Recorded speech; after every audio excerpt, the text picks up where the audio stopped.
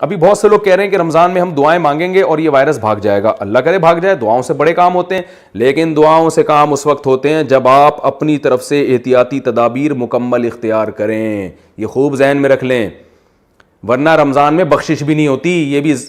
یہ جو لوگوں نے بتایا ہے نا کہ رمضان میں ہر ایک بخشا جاتا ہے اور لیلۃ القدر میں ہر ایک کی بخشش ہو جاتی ہے, نہیں ہوتی, یہ غلط ہے. لیلۃ القدر میں ان کی بخشش ہوتی ہے جو گناہوں سے توبہ کریں, کیونکہ گناہ کی وجہ سے انسان جہنم میں جاتا ہے.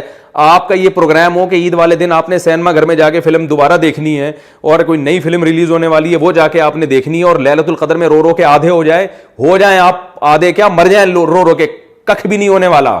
رونے پر گورنمنٹ کی طرف سے بھی کوئی پابندی نہیں ہے, اللہ کی طرف سے بھی کوئی پابندی نہیں ہے. There are two types of رونا.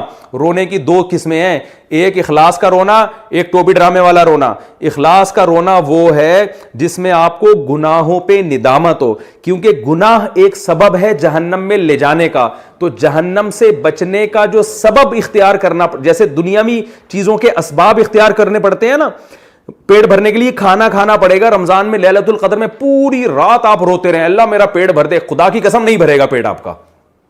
آپ عشاء کے بعد مصلی پہ بیٹھے لیلۃ القدر میں کہ اللہ میں نہ روٹی ہے میرے پاس نہ میں کماؤں گا, تو میرا پیٹ بھر دے, اور عشاء سے لے کے فجر تک لیلۃ القدر میں آپ دعا مانگتے رہیں, صبح ککھ بھی نہیں پیٹ بھرا ہوا ہوگا آپ کا, اور پیٹ جو ہے نا کمر سے چپک گیا ہو گیا.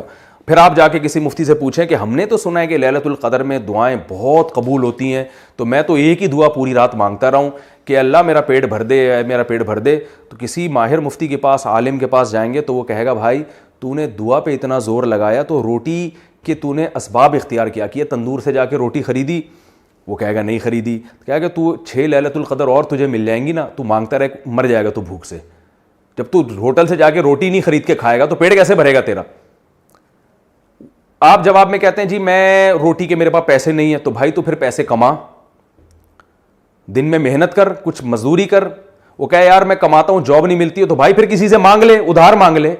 نہ تو کم بخت ادھار مانگنے کے لیے تیار ہے کسی سے, نہ تو جاب کرنے کے لیے تیار ہے, نہ تو روٹی تندور سے جا کے خریدنے کے لیے تیار ہے. روٹی سامنے آ جاتی ہے تو اس کو پیٹ میں اتارنے کے لیے تیار نہیں ہے, اور تو کہہ رہا ہے کہ میں لیلۃ القدر کی رات کو رو رو کے دعائیں مانگوں گا, اور لیلۃ القدر کی رات تو 1000 مہینوں سے بہتر ہے اور اس میں دعائیں قبول ہوتی ہیں اور انشاءاللہ اللہ میری دعا قبول کرے گا.